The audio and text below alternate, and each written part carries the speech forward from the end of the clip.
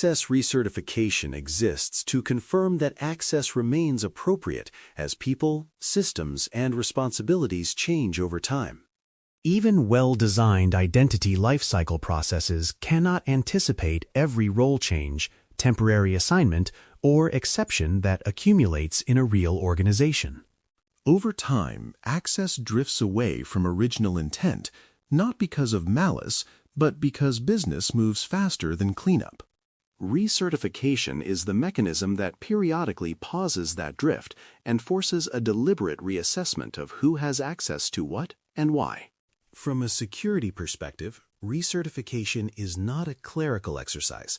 It is one of the few controls that directly addresses the slow accumulation of risk that otherwise goes unnoticed. Before we continue, a quick note. This audio course is a companion to the CISS books. The first book is about the exam and provides detailed information on how to pass it best. The second book is a Kindle-only ebook that contains 1,000 flashcards that can be used on your mobile device or Kindle. Check them both out at cyberauthor.me in the Bare Metal Study Guide series. Effective reviews evaluate users, groups, roles, and privileged entitlements in a structured and repeatable way. Looking only at individual users misses systemic problems embedded in group design or role definitions. Looking only at roles ignores the reality that users may have accumulated access outside of formal role assignments. Privileged entitlements deserve special attention because a small number of high-impact permissions often represent disproportionate risk. A systematic approach ensures that reviews are comprehensive rather than selective, reducing the chance that sensitive access is skipped because it is uncomfortable or complex. The objective is not to catch every minor inconsistency, but to surface access that no longer has a clear and current business justification. The scope of access recertification should include applications, cloud roles, directory memberships, and shared data repositories, because risk rarely resides in just one place. Business-critical applications may hold sensitive data, while cloud roles may control infrastructure that supports many services. Directory group memberships often drive downstream access indirectly, making them an important review target even when they do not look dangerous on their own. Shared data repositories are frequently overlooked, yet they often contain large volumes of sensitive information exposed through broad permissions. A broad scope reflects how access actually works across interconnected systems rather than how it appears in isolated views. Narrow reviews may feel efficient, but they tend to leave the highest risk gaps untouched. Review frequency should vary based on risk, privilege level, and regulatory expectations rather than being uniform for all access.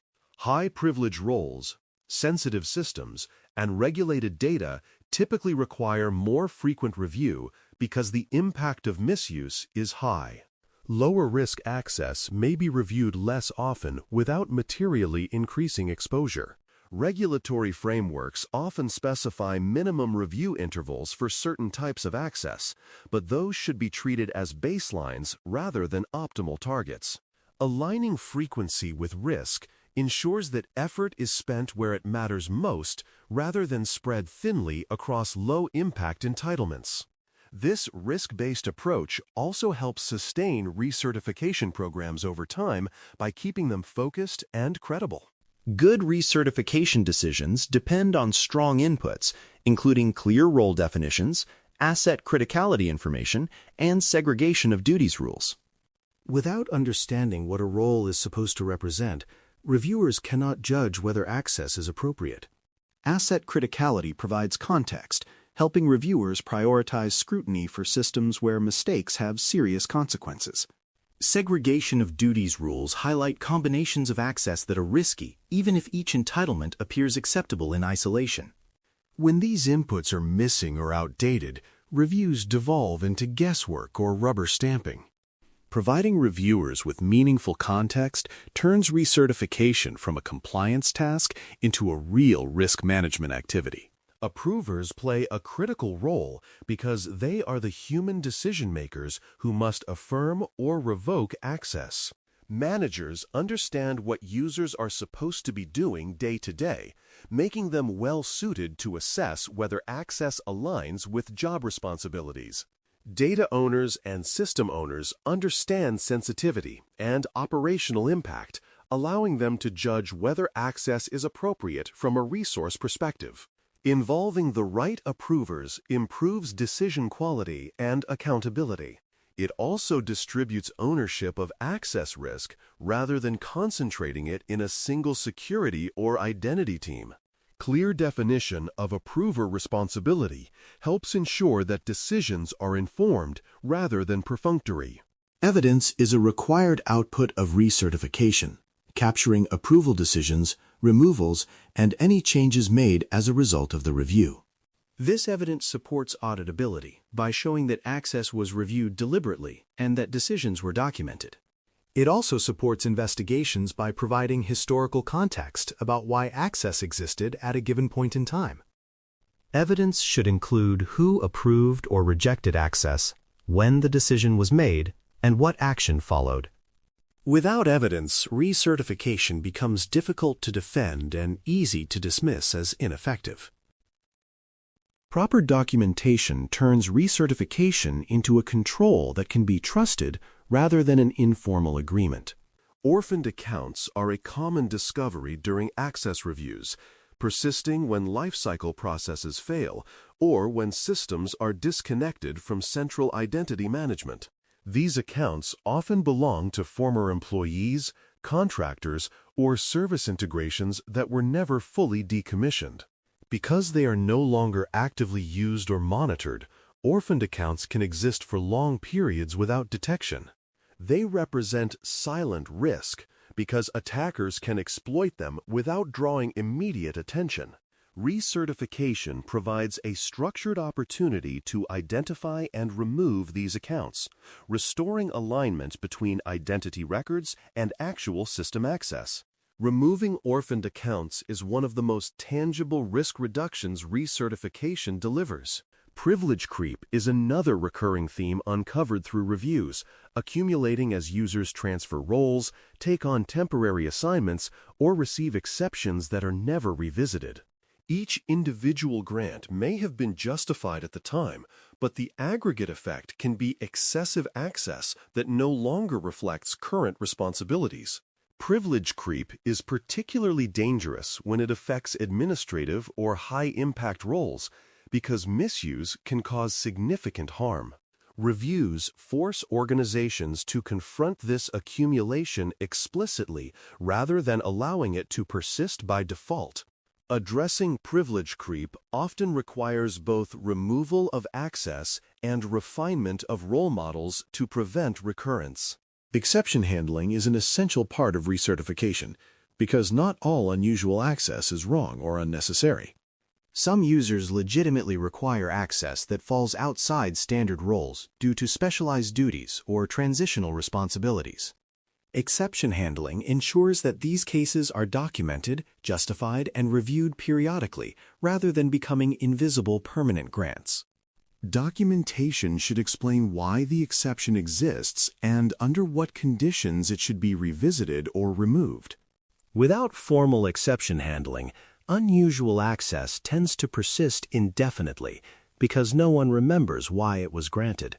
Structured exception management preserves flexibility without sacrificing control. Automation plays a supporting role by generating review tasks, routing them to approvers, and tracking completion status. Automation reduces manual overhead and helps ensure that reviews occur on schedule rather than being delayed indefinitely. It also provides consistency in how reviews are conducted, reducing variation that can undermine effectiveness.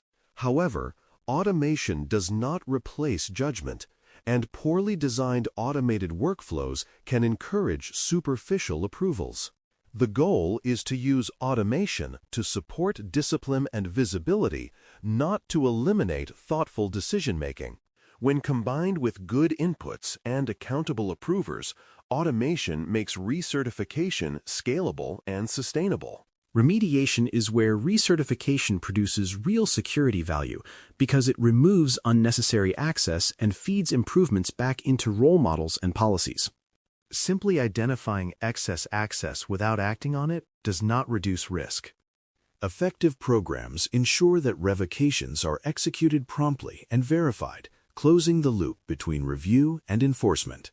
Patterns observed during remediation can reveal weaknesses in joiner, mover, or role design processes that need correction. Over time, this feedback loop improves access hygiene and reduces the volume of issues surfaced in future reviews. Recertification should therefore be seen as both a corrective and a learning mechanism. Metrics help measure whether recertification is working and where attention is needed, tracking completion rates, access removals, and high-risk entitlements identified. Completion rates indicate whether reviews are taken seriously and completed on time. Removal metrics show whether reviews are leading to meaningful risk reduction rather than rubber stamping.